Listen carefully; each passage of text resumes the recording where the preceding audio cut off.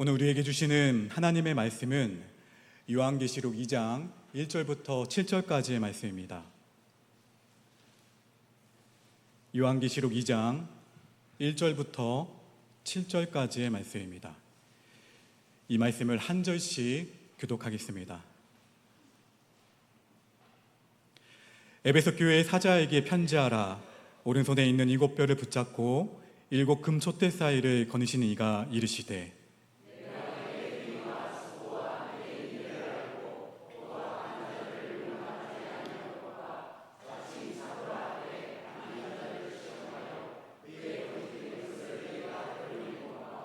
또 내가 참고 내 이름을 위하여 견디고 게으르지 아니한 것을 아노라.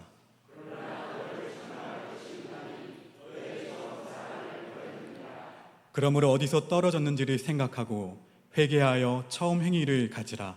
만일 그리하지 아니하고 회개하지 아니하면 내가 내게 가서 내 촛대를 그 자리에서 옮기리라.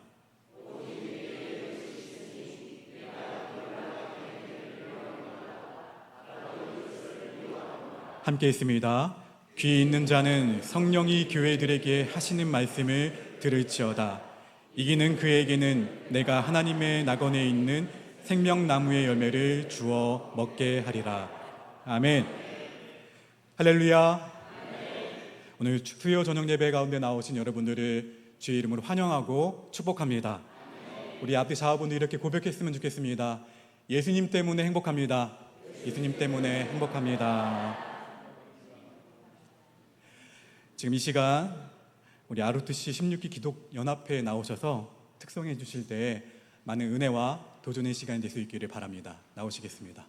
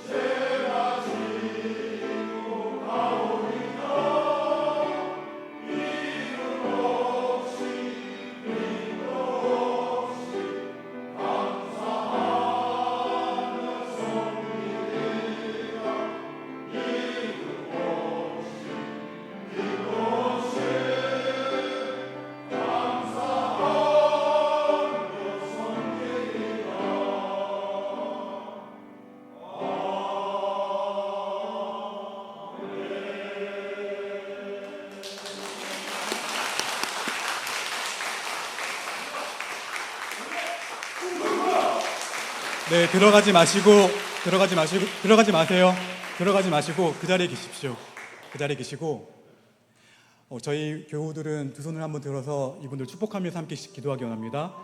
사랑하는 우리 믿음의 아르투시 16기 기독신의회 가운데 하나님의 은혜가 충만해서 인생의 후반부에 더욱더 주님과 동행하는 그런 믿음의 행복한 삶이 되게 해달라고 이 시간 우리가 사모하는 주의 이름을 한번 외치시면서 함께 이들을 축복하며 기도하겠습니다. 주여! 사랑과 은혜가 풍성하신 주님, 이들을 축복하게 하신 주의 은혜 감사합니다. 주의 은혜 가운데에서 우리 모두가 이들을 축복하나니 아버지 인생의 후반부에 아버지 하나님 얼마 남지 않은 이 후반부에도 여전히 주님과 동행하는 이들의 발걸음들 통해서 모든 영역들이 회복되어지게 하시고 더 승리케 하는 역사를 이들이 속한 교회와 이들이 속한 일터 가운데에서 이루어질 수 있도록 역사하여 주시옵소서. 우리에게 불러주셔서 함께 예배하기엔 주의 은혜 정말 감사합니다. 아버지 하나님, 이 시간 우리가 이들을 축복하며 기도할 수 있도록 역사하신 주의 은혜도 감사합니다.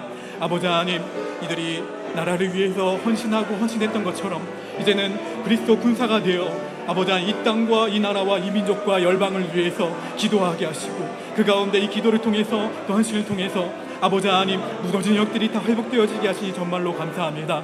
아버지 하나님, 이들이 갖고 있는 모든 계획들이 오직 하나님의 뜻이 이 땅 가운데 이루어지기는 간구하는 기도가 되게 하시고 오직 방금 불렀던 찬양의 고백처럼 부름받아 나선의 범 어디든지 간다고 고백하며 나아갔던 것처럼 주님이 부르실 때까지 그의 사명을 감당할 수 있도록 이들과 함께하여 주시옵소서. 그렇게 동행하신 주님 정말로 감사합니다. 올라카네시 칼레 올레시오시레디 에만날레시 칼레시오시레디 귀한 칼레시오시레디 오 주님 감사합니다. 주님 전능하신 아버지 하나님, 우리와 함께 오늘 수요 예배에 주님을 찬양하고 주님께 영광 돌리게 하시니 감사합니다.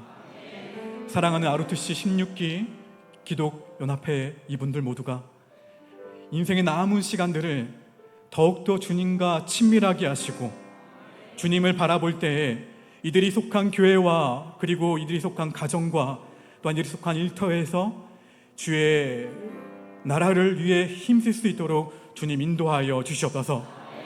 이들이 바라보는 영역들을 주님 회복시켜 주시사 그 기도와 헌신이 결코 헛되지 않다는 것과 또한 이를 통해서 우리 민족과 열방과 우리나라가 더욱더 하나님을 섬기는 나라가 될 줄로 믿습니다.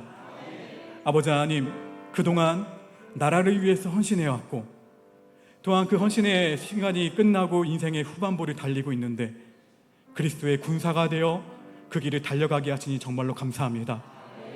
하나님이 주목하시는 그리스도의 군사가 되어 하나님이 부르실 때까지 그 사명을 넉넉히 감당할 수 있도록 영육간의 강건함을 허락하여 주시옵소서. 이 모든 말씀 예수님의 이름으로 축복하며 기도합니다. 아멘. 다시 한번 박수로 축복합니다.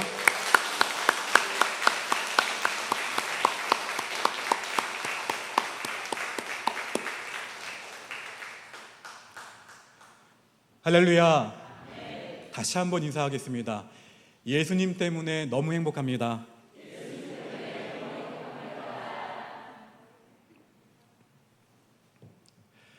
오늘 특송해 주시고 오늘 예배에 참석해 주신 아르투시 16기 기독연합회 분들은 저희 아버지 동기분들이십니다. 군대 동기신데 사실 이분들이 내려오신다고 했을 때 전혀 떨리지가 않았거든요. 그런데 막상 뵙고 나니까 저희 아버지를 뵙는 것 같고 그리고 저를 바라보는 시선이 그냥 아들을 바라보는 시선 같아서 마냥 행복하고 마냥 감사하고 특별히 아름다운 거제에 잘 오셨습니다. 그리고 아름다운 거제에 그리고 처음 세워진 교회에 128년 전에 처음 세워진 교회에 잘 오셨습니다. 남은 일정도 주의 은혜 가운데에서 예수님 때문에 행복한 일정이 될 수 있기를 소망합니다. 자, 오늘 본문에 나오는 에베소 교회는 매우 모범적인 교회였습니다. 이단들로부터 복음을 수호하는 일에도 아주 열심이었던 교회였습니다. 겉으로 보기에는 에베소 교회는 부족함이 없었고 자타가 공인하는 좋은 교회가 에베소 교회였습니다. 그러나 실상은 달랐습니다. 우리 본문 4절을 보면 그러나라는 단어로 시작하고 있습니다. 다시 한번 읽어볼까요? 시작.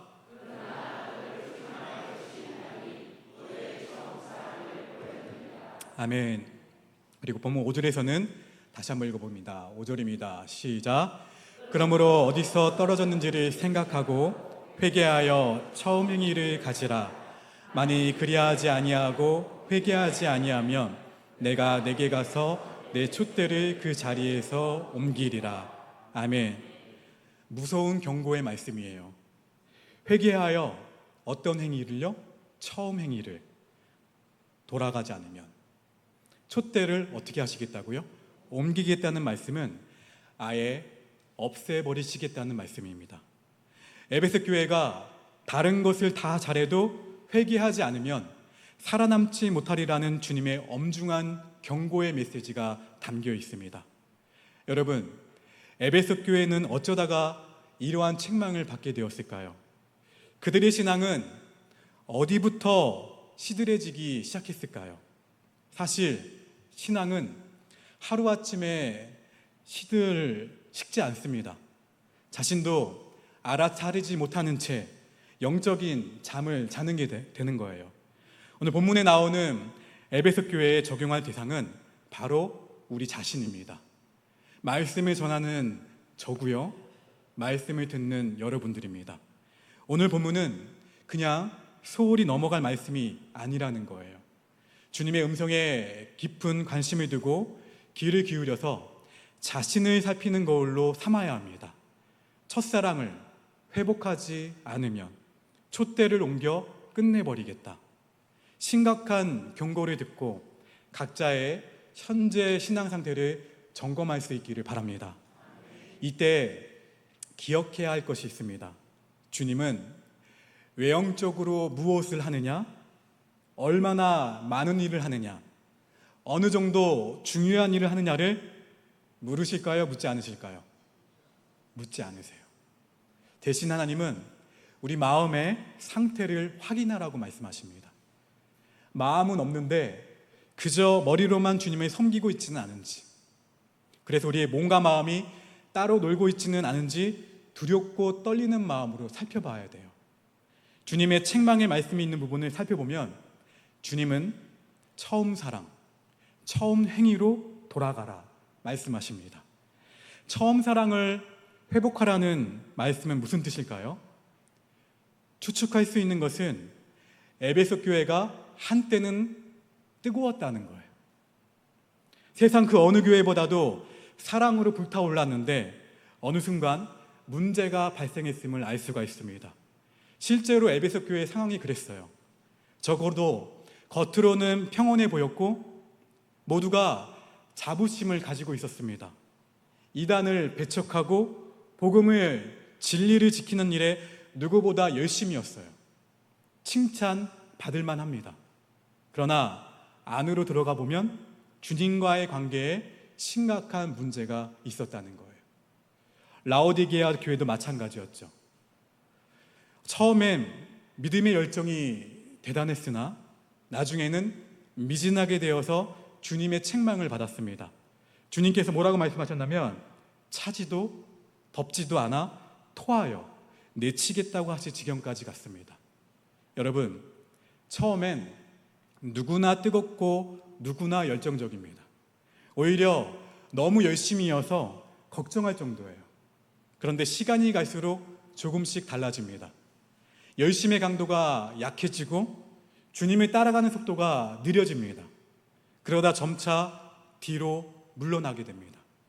가끔 공예배에 빠지더니 나중에는 보이지 않게 되는 거예요. 사실 한 달, 두 달, 1년, 2년은 누구나 다 열심을 낼 수 있습니다. 중요한 것은 세월이 흘러도 변함없이 하나님 앞에 나아가는 첫사랑, 그 믿음을 유지하냐예요. 이것이 관건입니다.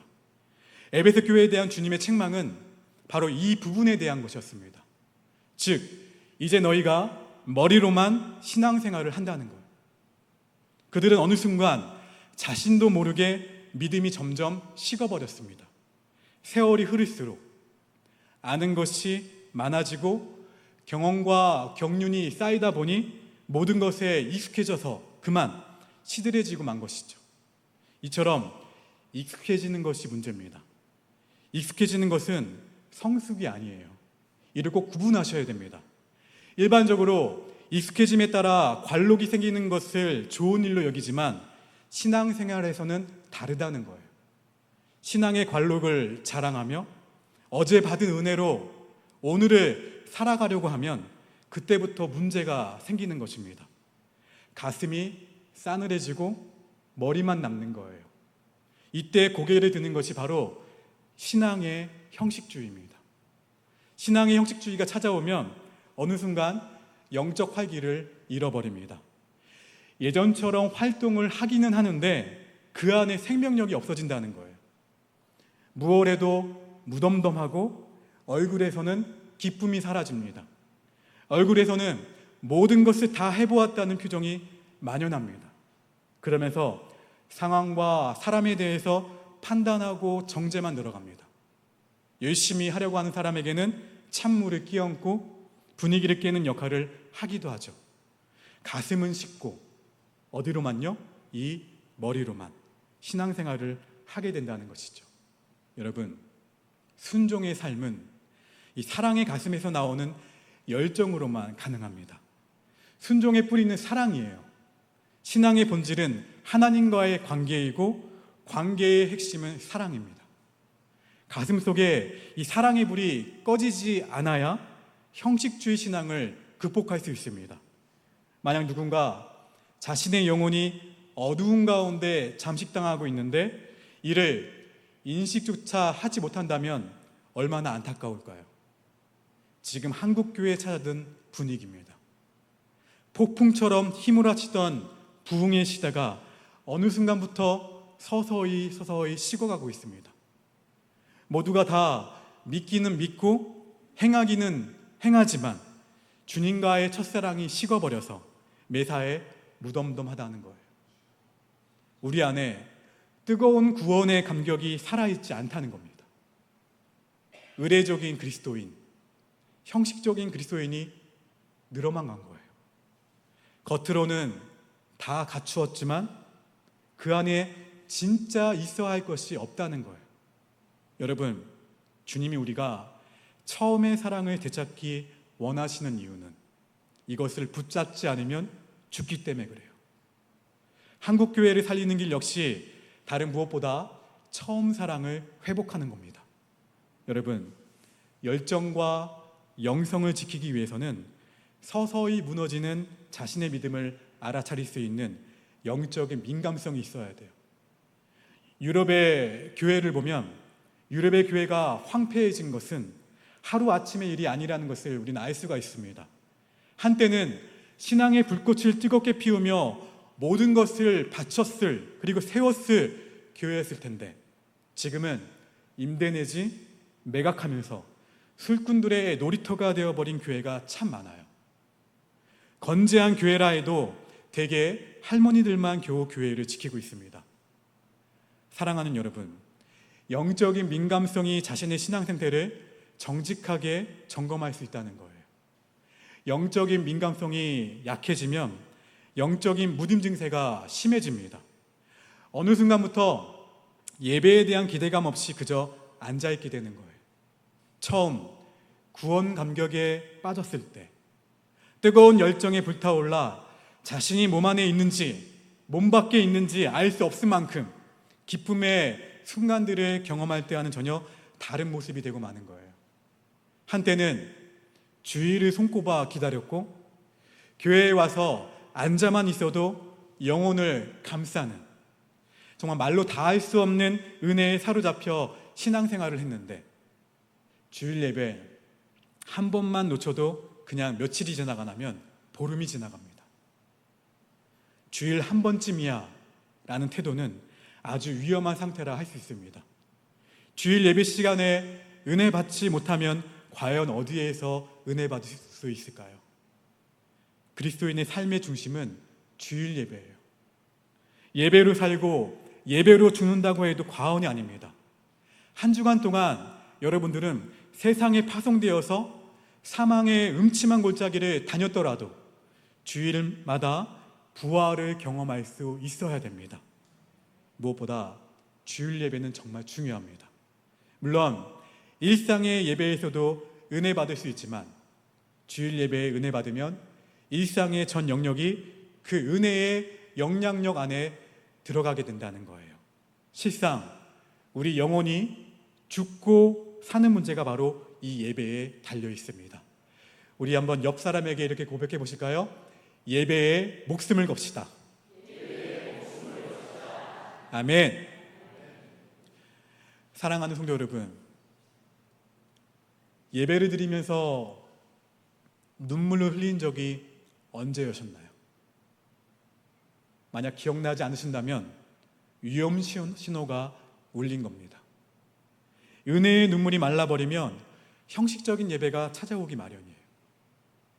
예배를 드리고 기도회도 나가고 그리고 직분이 있기 때문에 봉사도 하지만 진심에서가 아니라 지금까지 해온 습관으로 하고 있다면 정신 차려야 해요. 그런 신앙생활에는 생명력이 없기 때문입니다. 내가 무심코 반복하는 일들에 주의하시기 바랍니다. 물론 좋은 습관도 반복을 통해서 얻습니다. 그러나 반복하는 동안에 나도 모르게 형식주의로 변질될 위험성이 어느 누구에게나 있습니다. 아무리 좋은 예배라 할지라도 습관적으로 반복하다 보면 자신도 모르게 형식적인 예배자가 될 수 있다는 거예요. 형식적인 예배자가 되면 그때부터 무기력한 성도가 되어버립니다. 머리로는 다 아는데 가슴이 움직이지 않습니다. 기도를 해도 틀에 박힌 기도만 합니다. 이래서는 안 됩니다. 혹시라도 내 안에 심어 있을지 모르는 형식적인 그 근원을 제거하기 위해서 예배 들으실 때마다 기도하셔야 돼요. 저를 따라서 한번 고백해 보실까요? 하나님, 남은 하반기 동안 예배에 대한 목마름을 잃어버리지 않도록 도와주시옵소서. 아멘. 기억하십시오. 신앙의 형식주의는 어느 누구에게나 찾아올 수 있습니다. 직분이나 신앙의 연수와는 상관이 없어요. 나는 안심이다 라고 할 수 있는 사람은 아무도 없다는 거예요. 오히려 날마다 교회 안에서 살다시피 하는 사람이 더욱 경계해야 합니다. 어떻게 보면 담임 목사인 제가 가장 위험하다고 할 수가 있어요. 늘 깨어있고자 거룩한 몸부림을 치지 않으면 내가 괜찮은 사람인 줄 착각하게 되는 거예요. 날마다 은혜의 강가에 있으면서도 목이 말라 죽을 수 있는 가능성이 있는 사람이 바로 저와 같은 목회자들입니다. 예배에 참석하는 것과 예배를 드리는 일은 별개예요. 기도회에 참여하는 것과 기도하는 것도 구분할 필요가 있습니다. 기도회 자리를 그저 채우는 것이 아니라 진정으로 깊은 기도회의 경험 안으로 들어가셔야 돼요. 그렇지 않으면 기도회라는 형식 안에 있긴 하지만 영혼은 메마른 상태에 있을 수도 있습니다. 영적으로는 부실한데도 기도회나 여러 가지 봉사에 참여했다는 자부심으로 그것을 자랑하고 자기 의를 내세우는 것도 마찬가지예요. 새벽 예배도 마찬가지죠. 매일 나오는 사람도 깊은 기도로 나아가지 않으면 그 새벽 기도가 자기 의로 남을 수가 있어요. 그러므로 몸만 자리를 채우는 것이 아니라 진정한 예배자, 진정한 기도자가 되어야 합니다. 우리 옆 사람에게 고백합시다. 진정한 예배자, 기도자가 됩시다.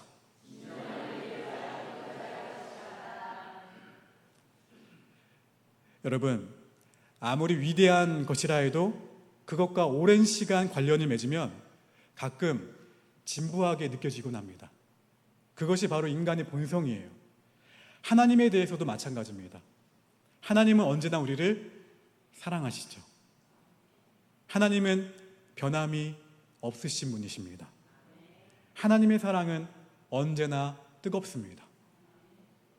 아르투시 16기 여러분들은 하나님은 여러분에게 어떤 분이십니까? 질문입니다. 어떤 분이세요? 마음속으로 한번 대답해 보십시오. 나에게 하나님이란 어떤 분이신가? 하나님은 한결같이 우리를 사랑하시는데 문제는 변덕이 심한 우리의 마음이죠. 내 마음이 자꾸 변화무쌍하여 하나님께서 나를 사랑하지 않는가 보다, 이렇게 생각할 때도 있어요. 회복의 영역은 마음이에요. 마음 안에서 일어나는 겁니다. 주님은 이 사랑의 회복을 촉구하고 계신 거예요. 하나님에 대한 사랑을 회복해야 되는 겁니다. 첫째 되는 계명은 마태복음 22장 37절에 나옵니다. 같이 한번 읽어봅니다. 화면을 보고요. 시작.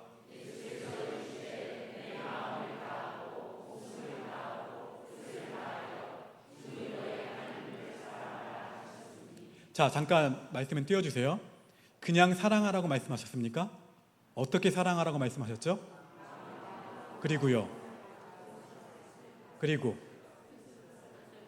마음을 다하여, 목숨을 다하여, 뜻을 다하여 어떻게 하라? 사랑하라. 하나님이 이렇게 말씀하셨나요? 너의 마음 반만이라도 괜찮다. 너의 마음 70%만이라도 충분하다. 말씀하시지 않았습니다. 마음을 다하여. 영어 성경을 보면 뭐라고 해석이 되어 있냐면 전심을 다하여 100%예요. 이것은 부탁이 아니라 명령입니다. 이렇게 명령하신 이유는 여기에 우리 죽고 사는 문제가 달려있기 때문에 그래요. 하나님의 명령을 가볍게 여기면 안 됩니다. 다 지휘관이셨으니까 병사들이 지휘관의 명령을 어긴다면 어떻게 될까요? 모든 것을 다 지켜도 이 말씀을 등한시한다면 심각한 상태에 빠질 수 있다는 거예요. 첫째 되는 계명에 전심으로 하나님을 사랑하라는 것을 우리 삶의 첫째 자리에 어떻게 해요? 내가 이 자리에 있는 것이 아니라 주님을 이 자리에 내 삶의 중심에 모시는 것. 그리고 마음을 다하여 사랑하는 것. 전심을 다하여 사랑하는 것. 하나님은 오늘 그것을 말씀하고 계십니다.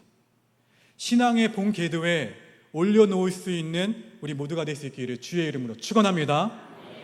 그러면 여러분, 어떻게 해야 그 사랑을 회복할 수 있을까요? 다시 본문 5절입니다. 그러므로 어디서 떨어졌는지를 생각하고 회개하여 처음 행위를 가지라. 여기서 중요한 단어는 바로 생각하고예요. 생각하고. 이 어디에서 떨어졌는지 어떻게 알아? 생각하라.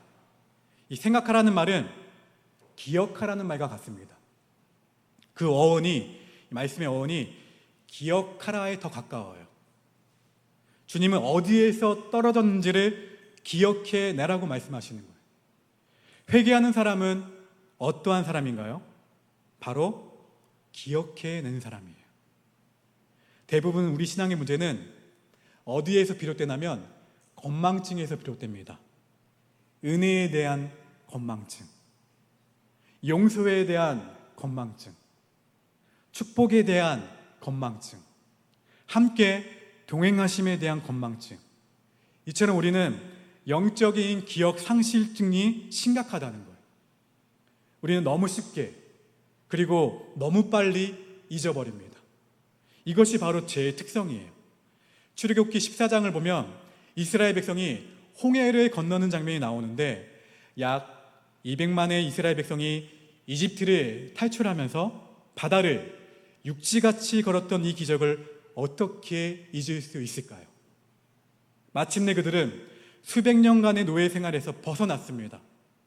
전에는 노예였지만 이젠 바다를 육지같이 건너서 자유와 평강을 찾아 떠나게 되었어요. 그들이 모세와 함께 찬양을 하고 춤을 추며 기뻐하는 것이 당연합니다. 그런데 출애굽기 15장 후반부를 보면 상황이 달라져요. 사흘 동안, 며칠이요? 물을 구하지 못하자 원망과 불평이 고개를 들기 시작합니다. 그들이 겪는 출애굽 사건은 낫기 어려운 질병에서 회복했거나 사고에서 살아난 정도가 아니라는 거예요. 천지가 개벽하는 것과 같은 역사들이 그들 앞에 펼쳐진 것인데, 이 기적 같은 일들을 기억하는 시간이 고작 며칠밖에 되지 못한 거예요? 사흘. 성경이 이 사건을 기록한 이유가 무엇일까요? 바로 반면교사로, 거울로 삼으라는 말씀이에요. 이들처럼 우리 안에도 영적인 건망증이 자리한다는 이야기입니다. 혹시 우리 가운데에도 구원의 은혜를 잊고 사는 분이 계시는지 모르겠습니다. 구원을 당연하게 여기는 것은 심각한 영적 건망증의 증상입니다. 당연히 영적인 기억력을 회복해야 합니다. 그것이 바로 회복으로 가는 길이에요. 영어 단어 중 감사하다 뭡니까? 맞아요. 생각하다는요. 거기에서 왔어요. 비슷하다. 자, 감사하는 사람은 생각하는 사람이에요. 감사의 결연은 이 생각의 부족에서 오는 겁니다. 조금만 생각해 보면 감사할 이유들이 많습니다. 문제는 이 생각의 게으름입니다. 그리고 삶이 너무나 분주한 것도 문제예요. 특히 오늘날 영적인 집중력을 분산시키는 것들이 너무나도 많아요. 새벽 예배에 나와서 은혜를 받으려고 해도 잘 되나요? 되지 않나요? 잘 되지 않아요. 자, 새벽에 도우신 하나님을 만날 수 있기를 바랍니다. 1년 중 며칠이라도 시간을 내어서 영적인 회복을 위해서 할애한다는 것이 생각만큼 쉽지 않다는 거예요. 옛날에는 금식 기도도 종종 했는데 요즘에는 이조차도 너무나 힘들어졌습니다. 여러분, 도전합니다. 아무리 어려운 상황, 분주한 일상 가운데 있다 할지라도 기도하는 시간을 낼 수 있기를 주의 이름으로 축원합니다. 그리고 기도하는 자리에 가셨다면 달라고만 하지 말고 이미 주신 것들을 기억하시고 감사하셔야 돼요. 주신 것에 충분히 감사하는 기도를 드리지 못하면 하나님께서 아무리 주셔도 만족하기가 어려워요. 달라는 기도의 형태는 하나님에 대한 원망과 불평이 늘어날 가능성이 아주 높습니다. 가만히 돌아보면 짧게는 올 한 해 1월부터 6월까지 돌아보면 우리가 받은 은혜는 정말 셀 수 없을 정도입니다. 맥주 감사주의를 지나 또한 아르투시 분들을 만나게 된 것도 정말 감사하네요. 한번 별로 혹시 어떤 분들은 그래도 올 한 해 너무 분주했고 너무 힘들었고 너무 고난이 있었습니다라는 분들도 지금 영상으로 만나게 되는 찬양을 통해서 올 한 해를 상반기를 돌아보시기 바랍니다. 함께 찬양 보겠습니다. 아멘. 우리가 이토록 당연하게 받아들이는 오늘 이 시간은 어제 돌아가신 분들이 그토록 살고 싶어하던 내일이라고 하지 않았습니까? 그러나 이 사실을 우리는 기억하지 못할 때가 너무나도 많아요. 생명과 구원을 주신 하나님의 은혜를 잊어버린다면 자신의 손에 없는 것들만 기억하고 하나님을 원망만 하게 될 것입니다.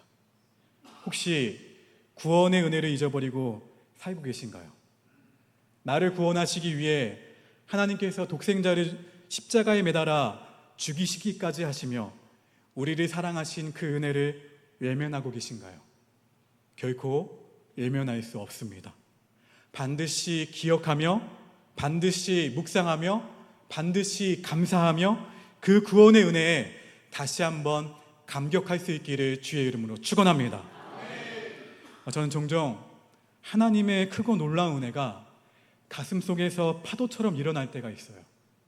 기도할 때, 찬양을 할 때, 이처럼 찬양을 들을 때, 목양실에서 말씀을 묵상할 때, 혹은 차를 운전하고 갈 때, 사택에서 교회를 오고 갈 때 갑자기 걷잡을 수 없는 눈물이 흐를 때가 있습니다.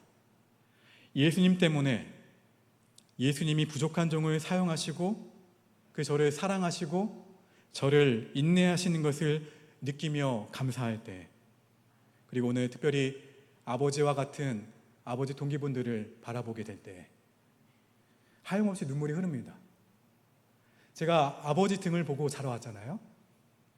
저는 한때는 아버지처럼 군인이 되는 것이 꿈이기도 했어요. 하나님의 계획 가운데 저를 목회의 길로 돌아가게 하셨지만, 그리고 아버지의 가시는 또 다른 길을 통해서 저는 하나님을 사랑하는 법을 배웠습니다. 그리고 그 가운데에서 그것이 인연이 되어서 그렇게 오랫동안 군에서 우리 나라를 위해서 헌신하셨던 분들을 다시금 이 자리에 만날 수 있다는 것이 얼마나 감사한지 모릅니다. 여러분은 어떠한가요? 내가 그리스도인이 되었다는 이 사실만큼 감격스럽고 놀라운 축복과 은혜와 기적이 없습니다. 지금도 하루에 수없이 죄를 짓고 또 범하는데 하나님은 구원을 거두어가지 않으세요. 나의 연약함보다 더 큰 은혜가 나를 덮으시지 않으면 아마 여기에 단 한 사람도 하나님 앞에 설 수 없을 것입니다. 이러한 하나님의 사랑에 응답하지 않는다? 그럴 수는 없습니다. 마귀는 작은 틈새조차 놓치지 않아요. 결정적인 순간을 노린다는 거예요. 저와 여러분의 약점을 너무나도 잘 알고 있어요. 내버려 둡니다. 그러다가 결정적인 순간에 무너지도록 해요. 내 영혼이 식어 있을 때, 신앙의 감동을 놓쳤을 때, 하나님과의 관계가 문제가 생길 때 특히 조심하셔야 됩니다. 그러한 순간들은 그 자체로 끝나는 것이 아니에요. 마귀가 그 틈새로 밀고 들어와서 영적으로 주님과 멀어지게 만들기 때문입니다. 대개 우리가 넘어지는 때는 영적인 집중력을 잃어버리는 순간이에요. 특히 요즘에는 우리의 영적 감각이 이전보다 많이 둔해 있습니다. 영적 집중도가 심각하게 떨어지고 특별히 휴가철이 다가오는 여름에는 더하죠. 그만큼 삶이 분주하고 또 영적인 공격의 요소가 너무나도 많아진 것이 지금 세상이에요. 자칫하다가 신앙의 기본을 유지하기조차 어렵습니다. 혹시 영적으로 문제가 있다고 여겨지면 빨리 결단하셔야 돼요. 혼자 힘으로 어려워지면 주변에 신앙이 좋으신 분들에게 협조를 요청하셔야 됩니다. 중보해달라고, 기도해달라고. 단 하루라도 정상적인 기도 생활을 하지 않으면 무언가 내 마음을 빼앗긴 상태로 봐야 합니다. 특히 저는 목사이기 때문에 만약 영적인 공백기에 빠져버린다면 큰 낭패예요. 말씀 준비나 예배 인도에 문제가 생길 것이고, 여러분들이 당장은 눈치를 못 채더라도 그러한 상태가 목사에게 얼마나 위험한 순간인지를 저는 잘 알고 있습니다. 때로 지치고 영적인 문제가 생기고 매너리즘에 빠지고 마음의 감동이 살아나지 않는다면 하나님 앞에 적극적으로 매달릴 수밖에 없어요. 하나님 도와주세요. 제 영혼을 불쌍히 여겨주세요. 저는 그렇게 회개합니다. 영이 다시 살아나야 강단에 서서 말씀을 온전히 전할 수 있고 목회를 할 수 있는 거예요. 저만 그럴까요? 여러분들도 마찬가지입니다. 영적인 감기에 걸리기 시작하면 온갖 문제와 병, 그리고 시험이 각종 증상과 함께 따라붙기 마련이에요. 성경의 인물들도 예외는 아니었습니다. 다윗의 밧세바 사건은 그냥 우연히 일어난 돌발적인 사건이 아닙니다. 다윗은 믿음의 사람이에요. 하나님의 마음이 합한 하나님이 사랑하시는 사람이었지만 인생의 정점에 올라 더 이상 전쟁에 나갈 필요도 없고 마음의 여유를 부리고 삶이 느슨해지자 내면 세계가 조금씩 무너지기 시작합니다. 바로 이러한 상황 가운데에서 사건이 터지는 거예요. 분명히 징후가 있었겠지만 크게 개의치 않고 그냥 내버려 두었습니다. 한순간 밧세바 사건이 터지고 말았습니다. 이런 이유로 영적 회복은 빠르면 빠를수록 좋다는 거예요. 하루라도 빨리 주님께로 돌이켜야 합니다. 이게 아닌데 싶으면 얼른 십자가로 돌이키시길 바랍니다. 여러분, 우리는 날마다 치열한 영적 전쟁을 벌이고 있는 군사들이에요. 우리 옆 사람에게 이렇게 고백합시다. 당신은 예수님의 군인입니다.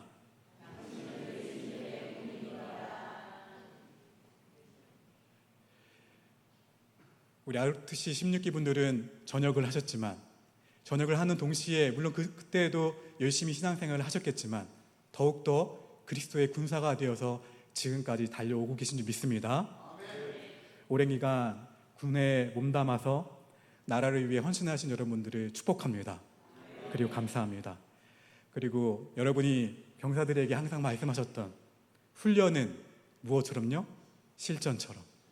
실전은 훈련처럼 임해야 전투와 전쟁에서 승리할 수 있는 것처럼, 저도 병사였지만 이사단 수색대대에서 많은 훈련을 실전처럼 2년 2개월을 보냈던 기억이 있습니다. 영적 전쟁을 치르고 있는 우리도 그래서 매일매일 은혜를 받아야 돼요. 매일매일 십자가 복음을 묵상해야 합니다. 그래야 영적 전쟁을 넉넉히 이길 수 있습니다. 만약 그렇지 않으면 자신이 기도하는지 잡념에 사로잡히는지조차 분별할 수 없다는 거예요. 내 영혼이 죽어가는지조차 모른다는 거예요. 요한계시록 3장 20절에서 예수님은 이렇게 말씀하십니다. 우리 함께 요한계시록 3장 20절 말씀 찾아보실까요?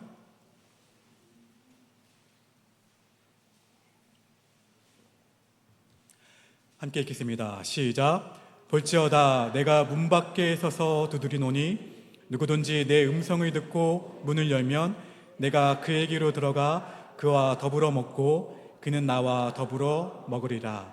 아멘. 이 말씀을 태신자에게 복음을 전할 때 혹은 전도에 관한 말씀을 전할 때 자주 인용하는 본문이기도 하는데, 사실은 기존 성도에게 주신 말씀이에요. 예수님을 믿긴 믿지만 주님을 어디에 세워둔 거예요? 문 밖에 세워두고 예수님과 교제가 끊긴 상태에 있는 냉담한 성도에게 하신 말씀이에요. 여러분, 예수님은 우리가 예수님과의 사랑의 교제를 나누기를 원하십니다. 신앙의 핵심은 하나님과의 친밀한 가운데에서 누리는 임재의 즐거움이에요. 임재의 즐거움보다 더 큰 것은 없습니다. 여러분의 일정 가운데 예배를 선택하신 것 정말 탁월한 선택이세요. 우리는 예배를 드릴 때마다 온몸을 에워싸는 감동과 기쁨으로 춤을 추는 은혜가 있어야 돼요.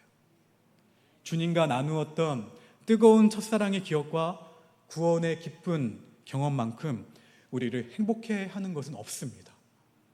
주님을 위해 죽고 주님을 위해 살고 그렇게 살고 싶었던 그때의 기억을 돌이켜 보셔야 된다는 거예요. 아가서 8장 6절에 나온 대로 사랑은 죽음같이 강합니다. 이 죽음 같은 강력한 사랑에 빠져드는 경험을 우리는 날마다 갈망하셔야 돼요. 하나님과의 친밀함을 경험하신 적 있으시죠? 마리아가 성경에서도 자신의 전부인 향유옥합을 예수님 발 앞에 깨트렸습니다. 그리고 여인으로서 자신에게 소중한 머리카락으로 주님의 발을 닦는 깊은 사랑을 보여주었습니다. 그 사랑 앞에는 돈의 수치도 여인의 체면도 다 사라지고 오직 주님과 마리아 자신만 남았습니다.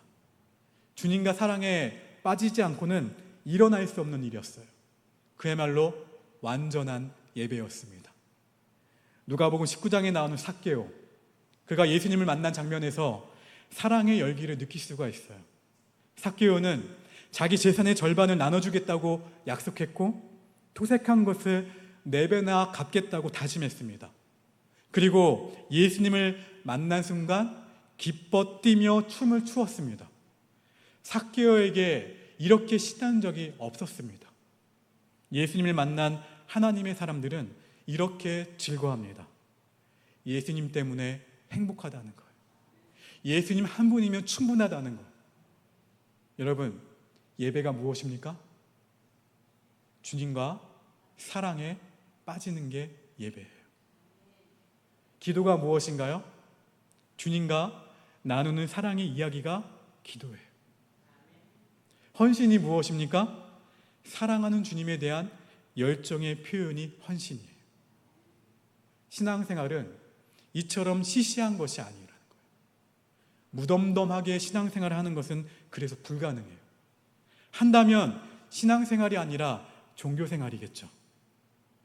사랑하는 여러분, 주님과의 첫사랑을 회복하시기를 주의 이름으로 축원합니다. 신앙의 활기를 되찾아야 영적인 능력이 우리 안에서 흘러나오게 될 것입니다. 그러면 머리뿐만 아니라 가슴이 뜨거워질 거예요. 예수님과의 관계가 친밀하고 예수님과의 관계가 깊어지면 순종의 삶은 정말 쉬워요. 그래서 주님을 향한 순종은 전적으로 주님을 향한 사랑의 힘이에요. 예배 안에서, 기도 안에서, 일상의 삶가운데에서 주님과의 관계 회복을 위해, 주님과의 친밀함을 위해 늘 주님만을 바라볼 수 있기를 주의 이름으로 축원합니다. 고백합시다. 주님을 바라보자. 찬송가 한 구절을 불러도 심령이 감동이 되어서 자신의 영혼을 감싸고 도는 하나님의 은혜가 하늘로부터 임하는 역사를 경험할 수 있기를 바랍니다. 혹시 오늘 말씀을 통해서 미지근한 신앙을 품은 분이 있다면 기도와 예배의 자리에서 성령의 불이 붙는 역사가 있기를 주의 이름으로 축원합니다. 매일매일 새로운 은혜를 경험하셔야 돼요.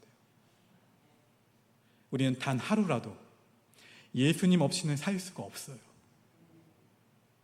이렇게 고백할 수 있는 우리 모두가 되어야 됩니다.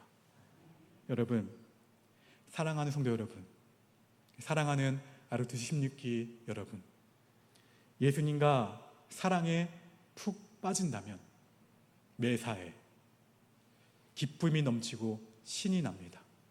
우리 모두가 예수님과의 첫사랑 회복으로 다시 한번 하나님과 깊은 친밀함에 잠겨드는 은혜가 올 하반기에는 더욱 충만하기를 주의 이름으로 축원합니다. 오늘 말씀을 기억하시면서 함께 그 사랑 얼마나 함께 찬양하겠습니다. 전능하신 아버지 하나님, 어제보다 오늘 더 사랑합니다. 오늘보다 내일 더 사랑할 겁니다. 그 사랑에 힘입어 남은 하루하루를 살아가겠습니다. 그 은혜를 기억하며 우리가 밟는 신앙의 발걸음들이 오직 주님께서 원하시는 발걸음들이 되게 하시고, 하나님을 사랑한다는 이 고백이 변함이 없도록 그 뜨거운 사랑을 다시금 매일매일 회복하며 그 감격에 겨워 주님께서 맡겨주신 사역들을 감당할 수 있도록 역사하여 주시옵소서. 사랑하는 우리 믿음의 옥복교회 성도들, 사랑하는 아우트시 기독신의 분들, 남겨진 모든 삶들이 그 가운데에서 주님을 사랑하고 그리고 이웃을 사랑하고 지역사회와 교회와 민족과 열방을 사랑하게 하시사 무너진 영역들이 하나님의 때에 회복되어지게 하시고 치유되게 하시며 영적 전쟁에서 날마다 주님을 바라봄으로 날마다 주님을 사랑함으로 넉넉히 이기게 하여 주시옵소서. 강하고 담대한 믿음과 하나님을 사랑하는 마음과 천국의 소망을 갖고 살아가는 믿음의 성도들 가운데 늘 성령으로 동행하여 주시옵소서. 여호와는 내게 복을 주시고 너를 지키시기를 원하며, 여호와는 그의 얼굴을 내게 비추사 은혜 베푸시기를 원하며, 여호와는 그 얼굴을 내게로 향하여 두사 평강 주시기를 원하노라. 지금은 우리 구주 예수 그리스도의 은혜와 하나님 아버지의 그 크신 사랑과 성령님의 그 따스한 인도하심과 역사하심이 오늘 말씀을 듣고 첫사랑을 다시금 회복하기로 결단하는 오폭교회 성도들 머리 위에, 그리고 우리와 함께 예배하면서 인생의 후반부를 주님을 사랑하기로, 더욱더 주님을 사랑하기로 결단하며 그리스도의 군사로 넉넉히 이기는 영적인 군사가 다시금 되기로 결단하는 사랑하는 아르투시 16기 분들 머리 위에, 이들이 속한 교회와 가정 위에, 일터 위에 지금부터 영원토록 함께 없으기를 간절히 축원하옵나이다. 아멘.